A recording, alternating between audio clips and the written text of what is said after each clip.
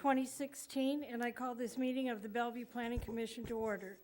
Please join us in reciting the Pledge of Allegiance.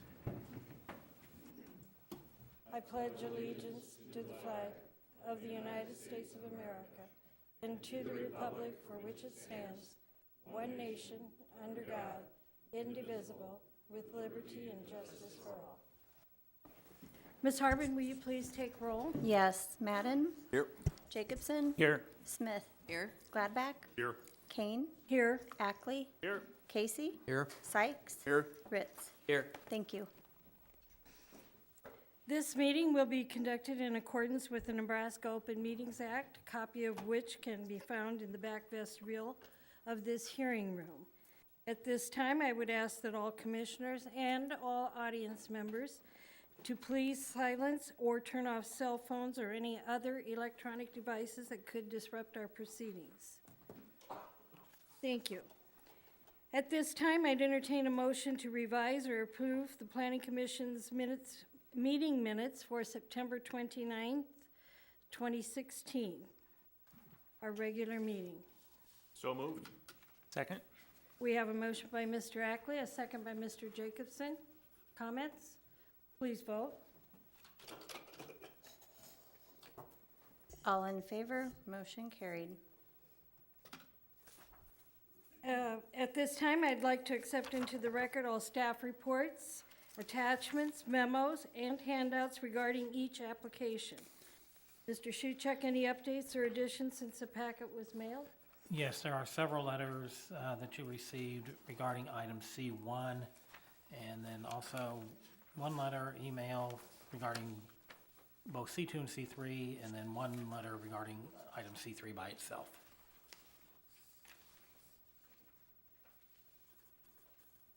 I would accept a motion from, I would make a motion to accept into record all staff reports, attachment memos, handouts regarding each application. we have a motion by Mr. Casey, I'll second. Go ahead. a second by Mr. Ritz. Thanks. Mr. Sykes, I don't know why I confused the two of you. Please, any comments? Please vote. All in favor? Motion carried. We have one item on the consent agenda, a request to final plat lots 1 through 93 and Outlot A, Liberty being a platting of part of Lot 1, part of Lot 2, and part of Outlot B, Daniels Farm Addition, and approval of the subdivision agreement. The applicant, Liberty Land LLC, general location 43rd Street and Cape Hart Road. Case number S161124.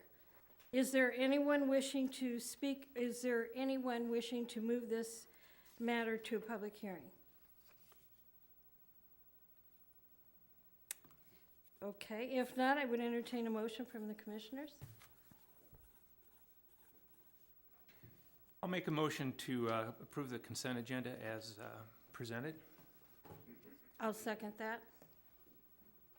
So we have a motion by Mr. Jacobson, second by Kane. Is there any discussion? Please vote. All in favor? Motion carried. This item will go to the City Council for public hearing January 9th, 2017. We have two public hearings this evening. I will announce the case and then ask if there are any updates from the Planning Department. After that, the applicant will have an opportunity to present the request. After the applicant has been heard, the public will be allowed to provide any testimony that they would like considered into the record. Those testifying should come to the podium, state your and spell your name, and sign in for the record. Testimony should be limited to 3 minutes, and I reserve the right to shorten that time if we have a large number of people coming to testify. After any testimony is taken, the applicant shall have the opportunity for rebuttal, after which we will close the public hearing. Please treat others who are speaking in the same manner as you would like to be treated when speaking. Our first public hearing is a request to rezone Lot 1, First Addition to Terrace Heights replat from BG to RG 20 PS for the purpose of multifamily residential development. The applicant, Courtney LLC, general location east of Kingston Avenue and Betts Road. Case number Z-1610-08. Any updates, Mr. Schucher? As I mentioned earlier, there are 3 letters that you received regarding or in opposition to this change of zone, and 1 letter in support of it. Madam Chair? Yes. As for a matter of record, I may have a conflict of interest on this case, and I'd like to be dismissed on this. Okay, we will be dismissing Mr. Gladbeck, who will leave the room at 7:05.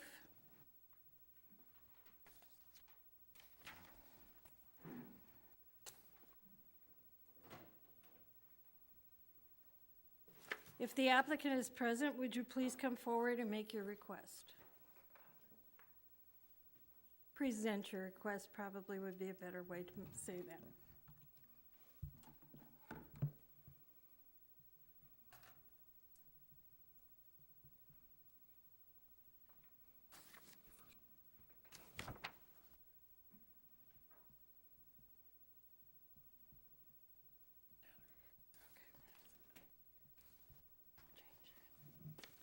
My name is Kyle Hazy with ENA Consulting Group, representing the client, Bellevue University.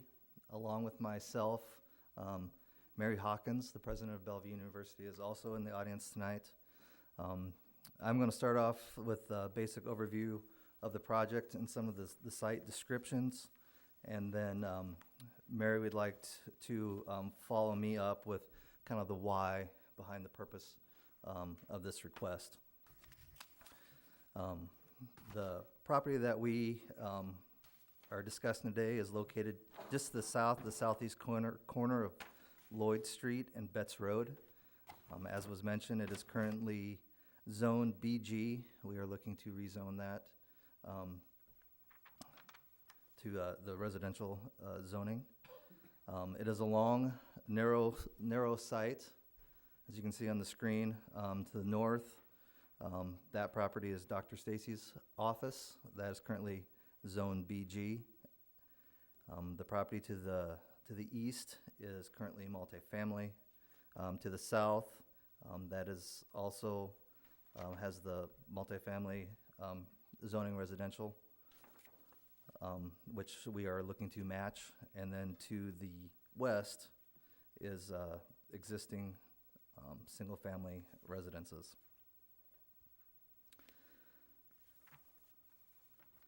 What we are proposing, or part of the project proposal, is to expand the property owned by Bellevue University to increase their area to provide more student housing for their students. The proposed project is 3 two-story units.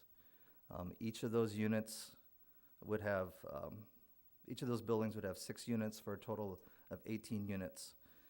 We are providing 37 parking stalls on site. We are also proposing an additional 10 on street. Those would be bumped out from the current street width, so that would not be reduced. That would go into the expanded right-of-way that Betts Road currently has. Another portion of this project is that we are working with Dr. Stacy to provide some additional parking for Dr. Stacy's office. Currently, a lot of the parking that Dr. Stacy has is right off the curb, 90-degree parking. So he's trying to clean that up a little bit so he doesn't have any, to reduce the number of cars that are backing out onto the street. So this project will also help improve that aspect of that corner of Lloyd and Betts Road. In these, for the student housing of the 18 units, besides students, there will also be residence assistants on site. I know some of the concerns from the neighbors are that there would be a lot of loud noise and parties going on at these residences, but they will have residence assistants on site to help with that issue. Also, these grounds would also be maintained by the university, so that it would meet their high standards of landscaping and maintenance. I know in the past, this site has been an issue, as you can see up on the screen, with some overgrowth on the site. So that would not be an issue with Bellevue University maintaining that. Also on this site is Betts Ditch, which goes along the east side of the property, which really reduces the width of the property and makes it really hard to develop. And this is one of the few uses that we think would be able to fit on this site. We have talked with the NRD. They do not have any concerns for flooding, for future flooding, and looking back at the history of the site, that has not been an issue either. We are keeping basically the same distance off of Betts Ditch as the existing units to the south. We have also had an engineer look at the slopes and of Betts Ditch and confirm that it was also safe to have those residences placed where they are. From a site characteristic standpoint, are there any questions that you might have? We'll save our questions till after the public Okay. hearing. And then I think Mary Hawkins would like to give a little bit of background of why they're looking to expand. Sir, will you spell your last name for us, please? It's Haase. Thank you.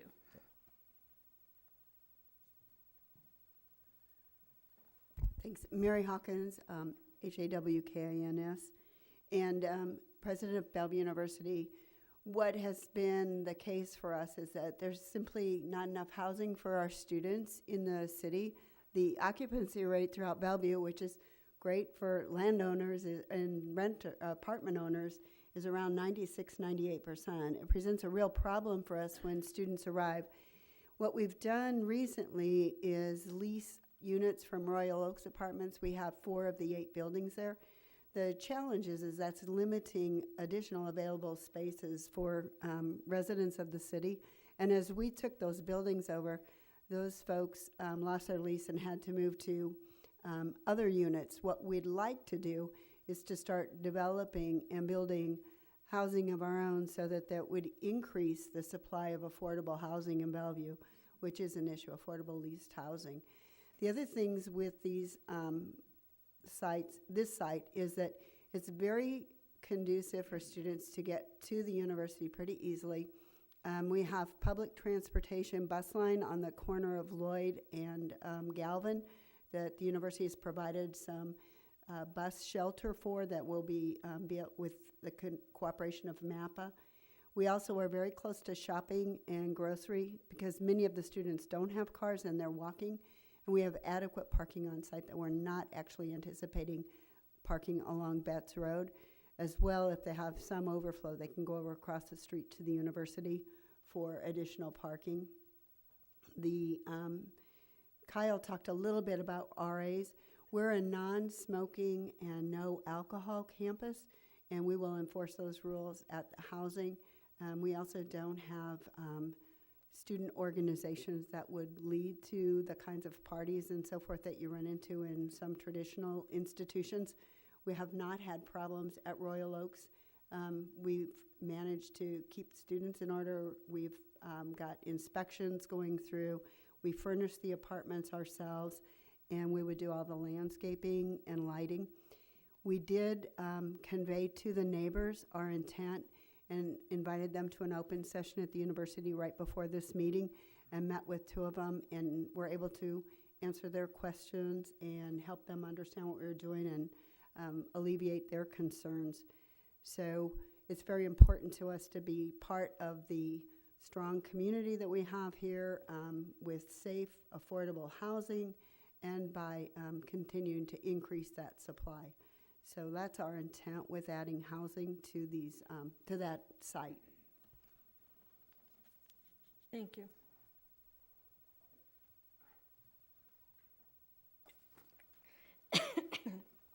excuse me. We will now begin our public testimony. If there is anyone who cares to provide public testimony on this matter, whether in favor of or opposition to, please come forward, state your name, excuse me, and address, spell your name for us, and sign in.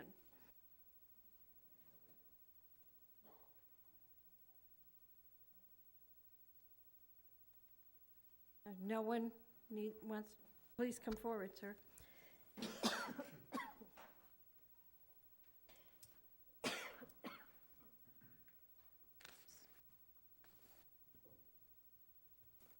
Do I sign in? Yes, please. And if you could state your name and spell your name for us. Robert Gillen, Gillen. And I'm a resident of the neighborhood. And having been here a long time, Mr. Gillen, would you please give us your address? 2102 Woodbine Avenue, Thank you. up on the dead end. Bellevue University has been a superb neighbor. And I can say that with a degree of clarity because I went through the Kmart debacle where they came in and sold the city a bill of goods, and then it went to hell in a handbasket. Bellevue College and their expansion up on the hill has been ideal for the neighborhood, just a superlative addition to the quality of things in Bellevue. I'm sure you all know that, but that's just a vocal support for their request, and that's about what I have to say. Thank you, Mr. Gillen. Is there anyone else who wishes to speak to this matter?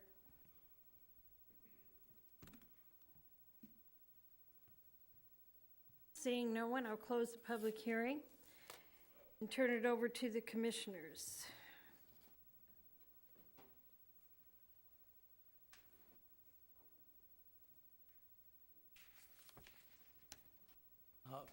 Just have Mr.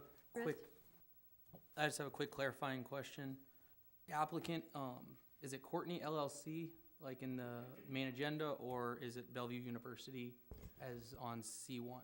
Courtney LLC is the owner of the property. That is Dr. Stacy's, I'm not sure how it's all organized, but he Yeah. is the, if you're looking for a person that's an owner, it's Dr. Stacy. The applicant is actually Bellevue University. Okay, So I just wanted to make sure, because it was different on the summary sheet on the first page than on the C1. I just wanted to clarify that. Any other questions, comments? Question for Mrs. Hawkins, if I could, please. Would you please come back to the podium? Just for clarification, with the arrangement that Bellevue University has with Royal Oaks Apartments, does the university actually manage those apartments, or does the staff at Royal Oaks manage those? It's mixed. We manage the units and the students within. We furnish the apartments in control. They basically rent from us, the students do, but Royal Oaks has overall responsibility for the maintenance and grounds. And there is not an RA involved in the? Yes, there are RAs in all of the buildings. Oh, there are? Okay. Yes, And we- then, I'm sorry, go ahead. we would continue that practice. So there would be actually RA living in these, if this is approved in Two. two? We'll have Okay. 2 RAs. Thank you. Would you stay for just a moment, please? I have a question for you. You have stated that you have RAs, resident advisors, or resident assistants in your buildings. How old are the resident assistants?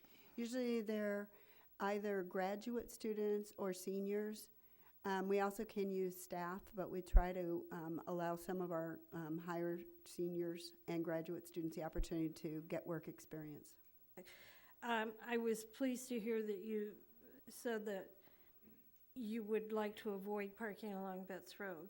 Correct. I think that would alleviate some stress in that area. And for clarification purposes, I do live in the area. You stated that you had a meeting prior to this meeting for residents.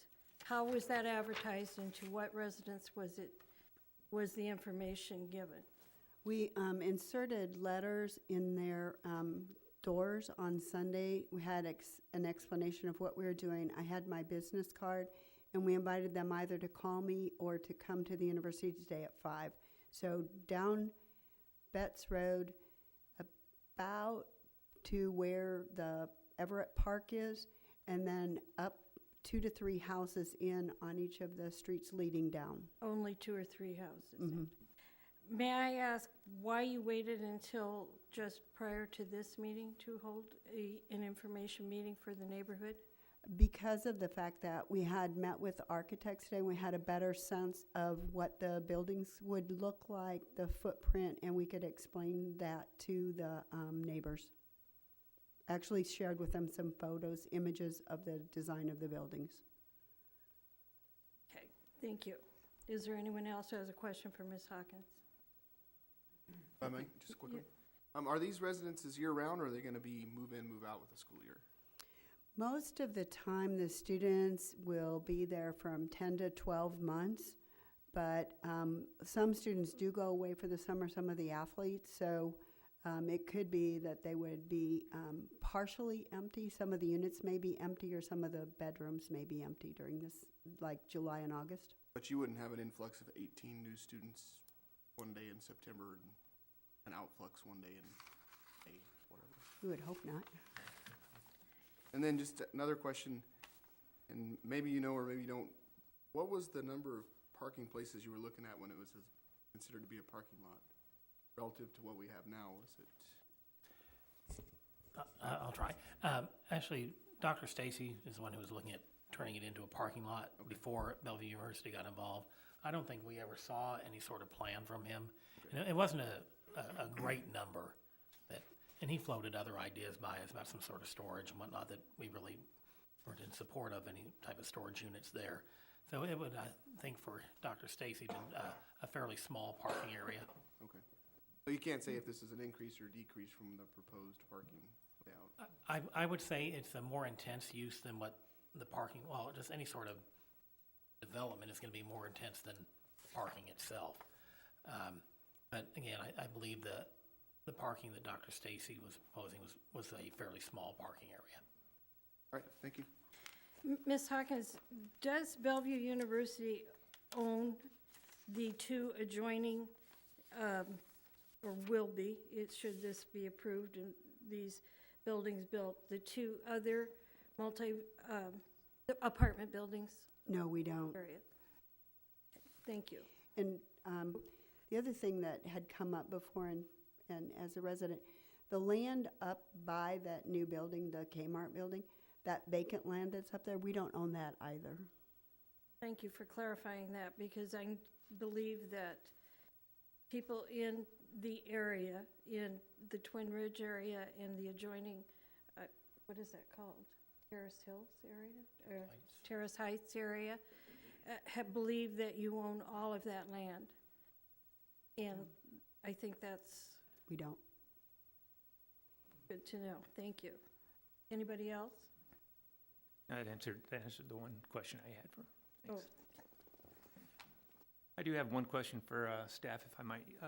We're currently zoned on that property right now, BG, and you'd mentioned that at one time Dr. Stacy had entertained storage, but the BG zoning, when we changed it to BG, that's far more opportunistic in terms of what can be put in there, because it's general business. It's business very, type uses, yes. there's a full range of things other than apartments, whereas the general residential, the RG rating's a little bit more selective in that we're just looking at some sort of density of housing, whether it be single residential or apartment, multi.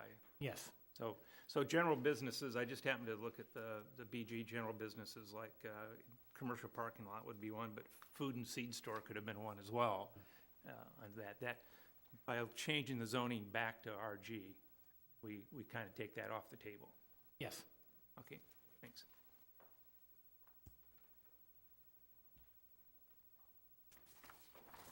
Just a comment, I guess, in terms of the location of the property. I mean, this is a hard infill development with Betts Creek there, as the application noted. It's in floodway, floodplain. Again, you've got apartments to the east, you got apartments to the south, you got the BG to the north. It seems like it'll be a good addition to the neighborhood, good use of infill. So unless there's any other comments, I'd be prepared to make a motion.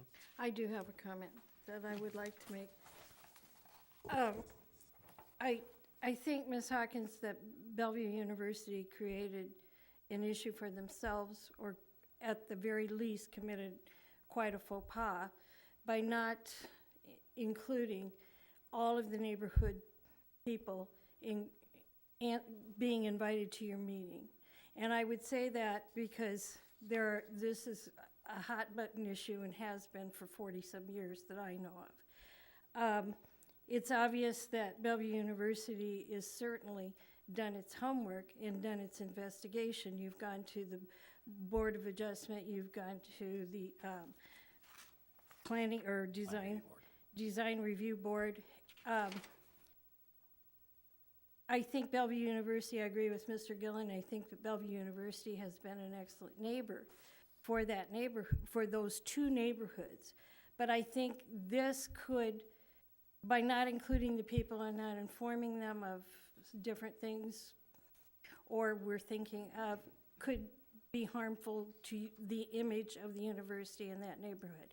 And I would say that because hopefully you can acquire some more of that empty land at some time. The maintenance that Bellevue University has done in the neighborhood is excellent. We've saw the pictures that were presented of the horrible weeds, 6-foot weeds that have been growing in that area for a couple of years. I just think that if anything future comes up that would affect several hundred people, it would be to your benefit to bring the public more into the process. You know, it's a difficult decision. I hope that the people understand this will be closer to the street than the other apartment buildings that are there. I wonder if, I would think that the university will be very attentive. I got that message from you, to any issues that may occur at these residence halls. I'm going to call them a residence hall. I don't know what you're going to call them, but and I think it's probably a very good use for that land. I know that one of the letters we received, a gentleman wrote that he has always liked seeing a grassy area. Quite frankly, I did not like seeing 6-foot high weeds. And we all know that land will be developed. I think Mr. Jacobson brought up a good point when he said, you know, anything could be built on the current zoning, different businesses that would be detrimental to that area. Okay, I'm sorry, Mr. Ackley, thank you. You're fine. With that said, I would make a motion for approval of the application based on conformance with the zoning ordinance, comprehensive plan, and lack of a perceived negative impact to the surrounding neighborhood. Second. Can we have, all right, I'm sorry, I missed the second. Oh, Mr. Madden. We have a motion by Mr. Ackley and a second by Mr. Madden. Any other further comments? I'd like to make a comment if I can. You stated in just a minute ago that these buildings would be closer to the street than the existing part. They will be pretty much the same distance back from Oh, the street. okay, all right. So But less ground in front of them? 15, Oh, they did get a variance of their front yard setback that's, from 20 feet, which is the minimum under the ordinance, to 15 feet. But you'll see the right-of-way there is a 100-foot right-of-way, which is probably at least 40 feet or 50 feet more than we would normally have in a road like this. So they will be well set back from the curb and basically in line with the existing apartments. Thank you. Any other comments? Not, please vote.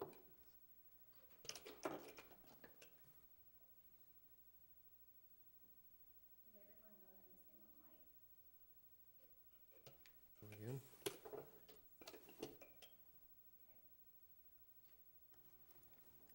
Gladback recused himself, so the motion is 8-1. Or 8 to, I'm sorry.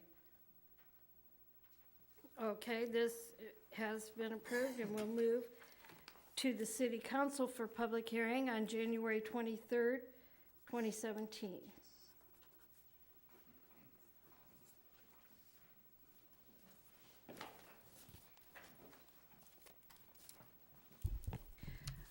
I made a mistake at the beginning of the meeting. I said we had 2 public hearings. We actually have 3. Our second public hearing, Ms. Kane? yes. Can the record indicate that Commissioner Ackley has entered council chambers at 7:31? That Mr. Ackley, he's a hell of a good-looking I guy. mean, isn't Mr. he? Gladback. Mr. Gladback. Stephanie, you're rubbing off on me. See, there you go. Mr. Gladback has returned to the meeting at 7:31. Our second public hearing, which now I don't have a clue where it is a request to rezone lots 1 through 38 and outlots A through C. Cedar Grove replat 1 being a replat of lots 91 through 95, lots 102 through 133, and outlot E. Cedar Grove, together with the right-of-way of Birchcrest Drive, 52nd Street, 53rd Street, and Clearwater Drive, and a part of the south, 1/2 of the southeast, 1/4, all located in Section 7, excuse me, T13 North, R13 East of the 6th Prime Meridian, Sarpy County, Nebraska, from AG and RS 120 to RS 120 for the purpose of single-family residential development.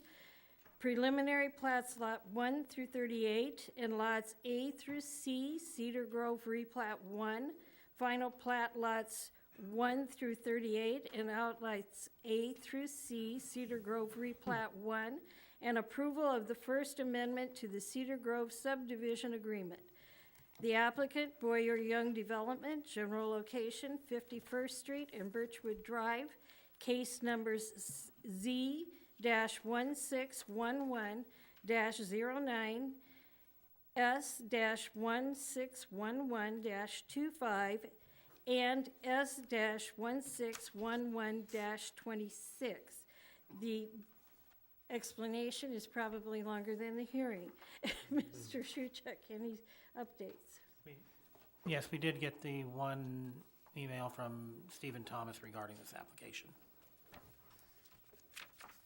If the applicant, I see, is present. Yes, I am, Madam Chair, Alrighty. members of the Commission, Larry Jobin, 11440 West Center Road, appearing on behalf of the applicant Boyer Young Development. With me tonight is Jeff Kaposis and Mark Westergaard of E&A Consulting, the consulting engineers on this particular project. So if we have any questions, we're all here and present to answer any questions that you might have. Yes, this is part of the existing Cedar Grove subdivision at 51st and Birchwood Drive. It's approximately 18 acres. The requests tonight are to rezone the property from AG and RS 120 to RS 120. There was just a portion of the property that apparently was in the ag zoning classification that wasn't rezoned as part of the original development. And then also, of course, the final plat. There are no technical deficiencies. We appreciate the recommendation of the staff and the planning department. And with that, we're happy to answer any questions that you might have regarding this particular application. Thank you, Mr. Jobin. Thank you. We'll hold our public hearing. If anyone cares to provide public testimony on this matter, whether in favor of or opposition to, please come forward, state your name, spell your name, and sign in.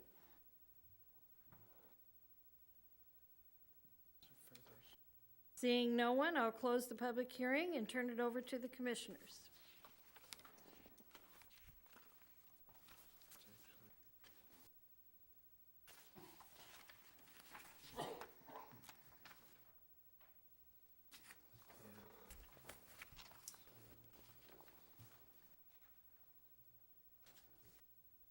Any comments, questions? I guess question for staff, I know one of the emails you received talks about concern over traffic from Lionsgate using Sheridan Road to Lewis and Clark Middle School. Do we have a bigger, yeah, there you go. Can you kind of show where that is from the concern received on the email and address that? Well, the concern was about Lionsgate, I believe, which is to the north of here. This just concerns I'm sorry, I don't have my pointer. The 38 lots over here where your Jobin's got it. And those do connect, Birchwood Drive does connect to, through Clearwater Falls, and over, it does ultimately go over to Heartland Hills, and then to 36th Street. Lewis and Clark, our middle school is in that area. But there are a couple roads that lead that direction.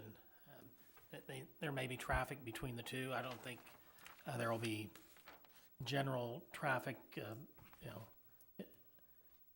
non-school traffic that'll be cutting through from 48th to 36th on the local streets. They would be, I think, just going up 48th to Capehart and then to east or west of 36th or to 60th Street. Okay, thank you. Anyone else?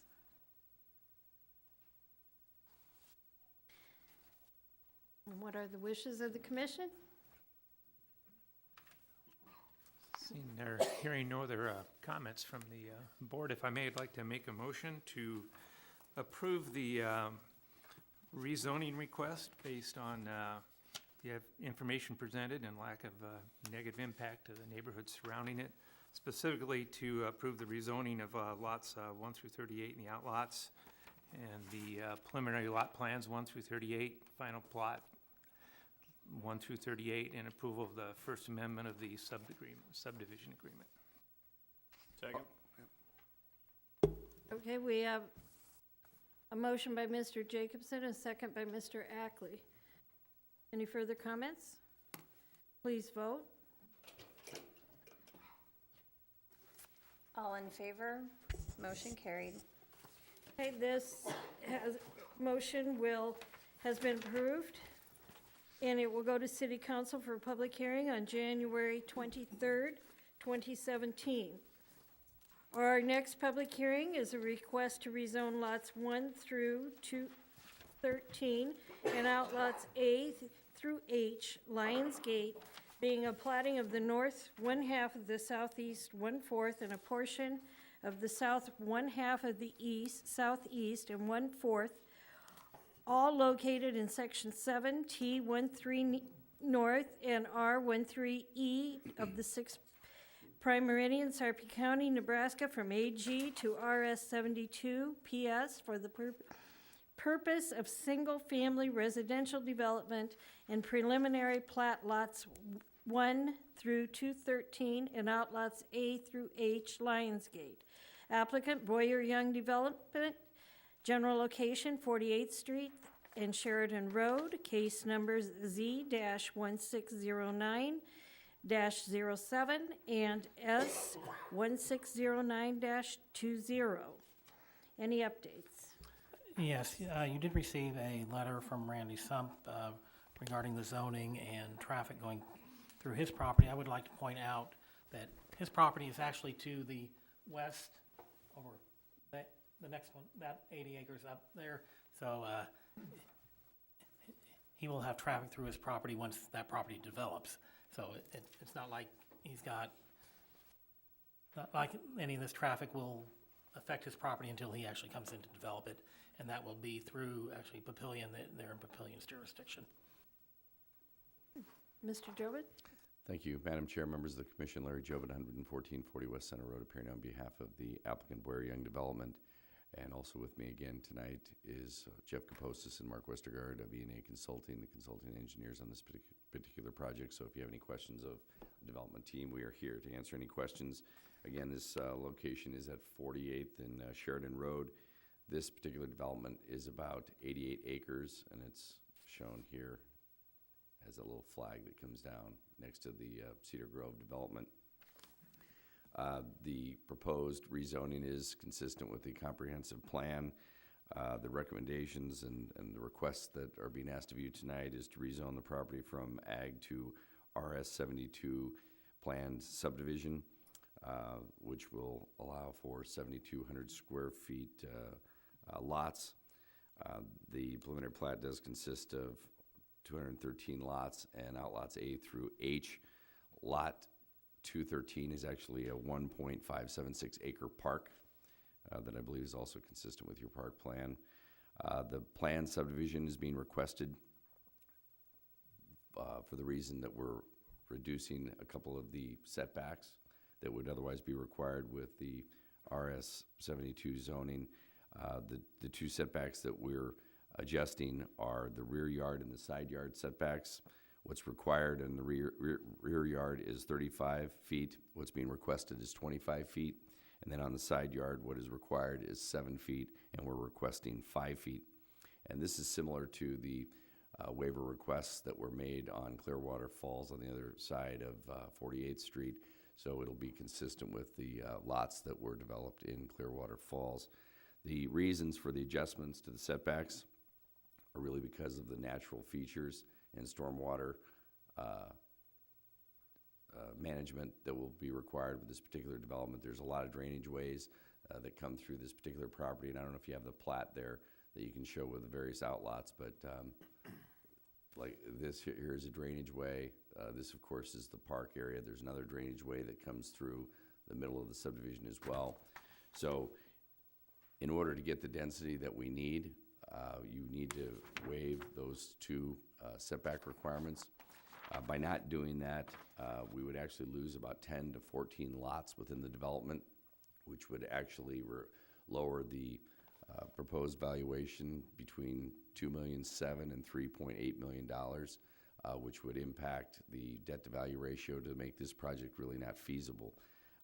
Again, of the 88 acres, approximately 16 of the acres fall within the drainage ways and the park land. So a lot of the land that would otherwise be developable if those drainage ways and parkland didn't exist would be able to be developed for buildable lots, which would help for the valuation and making the development feasible. The price range of these lots is about $275,000, and that's where I came up with that value, where you would reduce it by anywhere from $2.7 to $3.8 million. So if you take an average sale price of $275,000 and adjust it by the 10 to 14 lots that you would lose by not having the 7-foot side yard setback go to 5 or the 35 rear yard setback go to 25, you would lose that amount of lots. So with that, I did want to point out that this particular development has been, we've requested a boundary adjustment or relocation with the Bellevue Public Schools. That has actually gone to the Bellevue Public School District, and they've approved it. It's my understanding that it will go to the State Department of Education's Committee of Reorganization of School District Boundaries on January 10th, I believe. We're on the agenda for that. The money has already been paid to the school district for the relocation of the boundaries. So everything looks good with respect to having this particular development be within the Bellevue Public School District. We appreciate the recommendation report of the planning staff and planning department. We note that there's no technical deficiencies, and of course it's consistent with the comprehensive plan. And with that, happy to answer any questions that you might have. Oh, I guess I did want to point out just because this is RS 72 and it allows for lots that are 7,200 square feet, the smallest lot that we have within the subdivision is 9,100 square feet, and most of them average between 9,500 and 10,000 square feet, with some being as much as 12,000 square feet within this particular development. So I did want to add that. So with that, happy to answer any questions. Thank you. We'll open the public testimony. If there is anyone present who cares to provide public testimony on this matter, whether in favor of or opposition to, please come forward, state your name, spell your name, and sign in.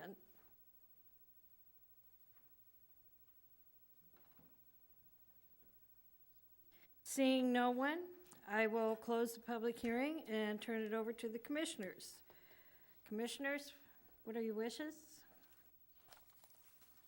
Question to staff, I guess. As far as the public comments on the letters, as far as traffic flows and everything, is Public Works taking a hard look at that? And do they perceive any issues with additional traffic or circulation? Public Works has been involved in our review of this from the very beginning, and they do not see an issue with traffic. Obviously, 48th Street is constructed to handle that traffic, and it's also was built originally so that if needed in the future, it can be widened without the addition of any right-of-way being taken from adjoining properties. So we don't anticipate there being a traffic issue, although there will be some traffic that cuts through the neighborhood, of course, over to the middle school. But you're going to have that no matter what happens in the area. Question for staff, just as a matter of course, like Mr. Sump's email you received, do we respond back with some of the additional information? For example, Mr. Jobin mentioned the actual size of these lots go from 9,100 to 1,200 square feet, or do we just, 12,000 square feet rather, or do we not respond at all and it just becomes part of the record? Typically, it just becomes part of the record. If there is misinformation, or if they're unclear as to what the actual development is, we will sometimes email back saying, this is what's really happening, just so that they know they have the right information. But typically, we don't respond to the emails. We pass them on to the Planning Commission and the City Council for their information. Thank you. I had a question for staff too regarding the park. Is there any plan or maybe a little bit of forethought as to how people are going to get to the park, either that aren't directly connected to the trail, or that if when the city annexes the SID and it becomes a public park, there's no allowance for parking? So there's nowhere that someone could pull over and park their car and get to it without parking on the streets? I'd like to throw that in there for consideration. I'm not against it, I'm just saying, I think there should be some thought long-term to the viability of that park. Because right now, it's just kind of tucked in the back behind a bunch of lots with a 42-foot access with no parking. And it's, even for somebody that lives on the back side there, it's not really a very functional space. I mean, there's not a functional access. I don't know if there's a way to consider putting in parking area or some sort of better long-term access to that park. So I guess it's my question or challenge, however you want to look at it. There are a number of trails that do connect to the park. No parking to Again, get to yes, the trails. that is, it's a neighborhood park, and those are not something you typically see people needing to drive to. Again, if there were people that needed to drive to there, that they could drive along Heartland Drive and use the trail, or to South 51st Circle and park in the vicinity there. But your comment is noted as far as access. I was thinking it'd pay long-term to think about that. Any other comments or questions? What are the wishes of the commission?